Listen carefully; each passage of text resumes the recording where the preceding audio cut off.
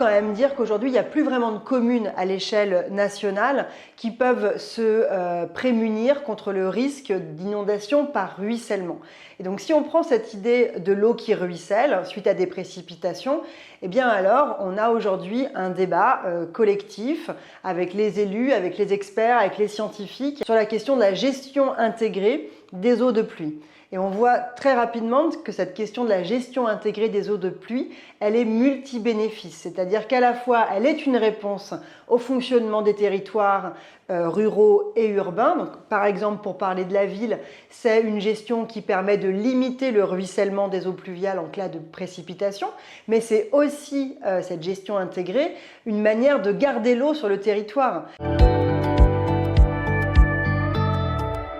À partir du moment où on décide de ne plus renvoyer l'eau dans des tuyaux en dehors de la ville ou d'un territoire à un autre, où chacun quelque part s'occupe de l'eau là où elle tombe, eh bien alors oui, c'est un changement de modèle puisqu'on sort de la logique la ville en système, appuyée sur des réseaux techniques, sur des tuyaux qui évacuent l'eau en dehors de la ville, mais on considère l'eau comme une ressource à l'échelle de son territoire, de son projet d'urbanisme, de sa solidarité entre des territoires périurbains, des territoires urbains, mais aussi des territoires ruraux et des territoires urbains. Donc oui, c'est un changement de paradigme parce que à la fois c'est un changement de modèle d'aménagement, mais tout de suite derrière, on sent aussi que c'est un changement d'expertise et qu'il y a des logiques métiers qui jusqu'à présent ont pu cloisonner la gestion de l'eau, la gestion des travaux publics, la gestion de l'aménagement urbain, la gestion des paysages, alors que là, la gestion intégrée des eaux pluviales, elle appelle la reconnaissance, elle appelle le croisement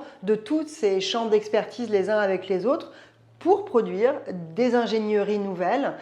et des solutions de territoire qui amèneront vers de nouveaux modèles d'aménagement. Face à l'artificialisation des sols constant, donc on parle quand même de 24 000 hectares par an sur la décennie 2011-2021, donc l'accroissement de l'artificialisation des sols, il implique si nécessairement un ruissellement accru. Donc même si les précipitations en elles-mêmes n'étaient pas accrues, le phénomène de ruissellement lié à l'artificialisation des sols entraînerait une aggravation des conséquences de ces précipitations. Mais ce que les projections sur le phénomène de changement climatique nous apprennent, c'est qu'on a finalement la conjonction entre des aléas existants préalablement, mais qui du coup ruissellent sur des territoires de plus en plus artificialisés, et également des territoires de plus en plus secs, puisque dans le cadre du changement climatique, on a aussi une sécheresse sur certains territoires, par exemple sur la France hexagonale, sur toute la large partie sud du territoire métropolitain, qui font que le sol est moins capable d'infiltrer. Aujourd'hui, on a un vrai progrès en France sur des outils de planification qui amènent à pouvoir faire croiser les questions de développement urbain et les questions de gestion de l'eau. Que ce soit les plans locaux d'urbanisme métropolitain qui maintenant ont à cœur de prendre en compte la question de la gestion des eaux pluviales ou qui par ailleurs peuvent être obligés de le faire par les schémas d'aménagement et de gestion des eaux. Si on pense à la compétence GEMAPI pour les collectivités locales qui demandent ce croisement entre la gestion des eaux, les milieux aquatiques et la prévention des inondations, on peut tout à fait imaginer qu'aujourd'hui les collectivités locales, elles ont les instruments de planification et les instruments réglementaires pour réussir